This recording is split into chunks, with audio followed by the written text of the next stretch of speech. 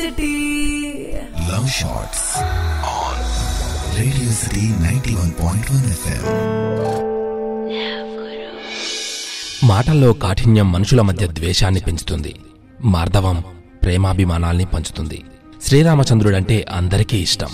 ఆయన ప్రియభాషణమే అందుకు కారణం. రణంలో బాణాల వల్ల శరీరానికి తగిలిన గాయాలనైనా మందు పూసి మాన్పవచ్చు. సూటిపోటి మాటలతో మనసు గాయపడితే మాత్రం ఆ బాధ ఎన్నటికీ తీరదు అంటుంది మహాభారతం. లోకంలో మనుషుల మధ్య వివాదాలకు సగం కారణం కఠోర భాషణమే. ఒక్కోసారి మౌనమే ఉత్తమం. ఊరకున్నంత ఉత్తమంలే అంటే ఊరకున్నంత ఉత్తమం మరొకటి లేదు అని ఓ సామెత.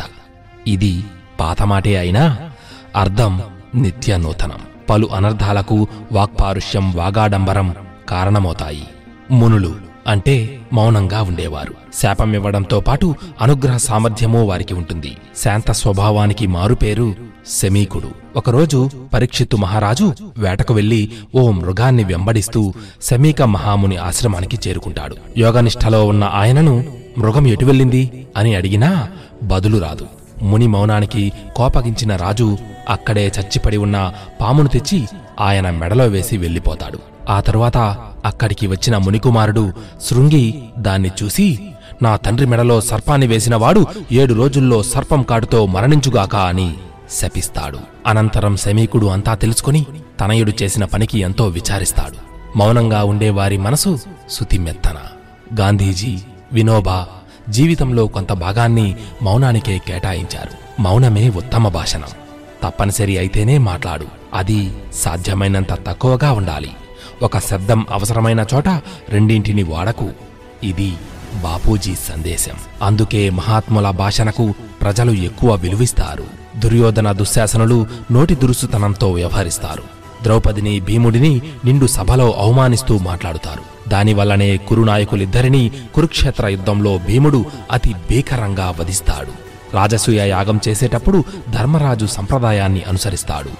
అగ్రపూజ చేస్తాడు. అదే సభలో ఉన్నవారందరిలోనూ కృష్ణుడే పూజార్హుడు అని భీష్ముడు చెబుతాడు. ఆయన సలహా ప్రకారం శ్రీకృష్ణుణ్ణి ధర్మరాజు పూజిస్తాడు. సహించలేని శిశుపాలుడు సభలో గల కృష్ణుడిని, ఇతర పెద్దలను దూషిస్తాడు. కృష్ణుడి మేనత్త కుమారుడే శిశుపాలుడు. ఆమెకు గతంలో ఇచ్చిన మాట కోసం 100 తిట్ల వరకు కృష్ణుడు సహిస్తాడు. ఆ తరువాత ఆ శిశుపాలుడి తప్పులను లెక్కించి అతన్ని సంహరిస్తాడు. ఈర్ష్య, క్రోధం, స్వార్థం వంటి గుణాలు మనిషిని నోటికి వచ్చినట్లు మాట్లాడిస్తాయి. చివరికి అవే ప్రాణాంతకంగా పరిణమిస్తాయి.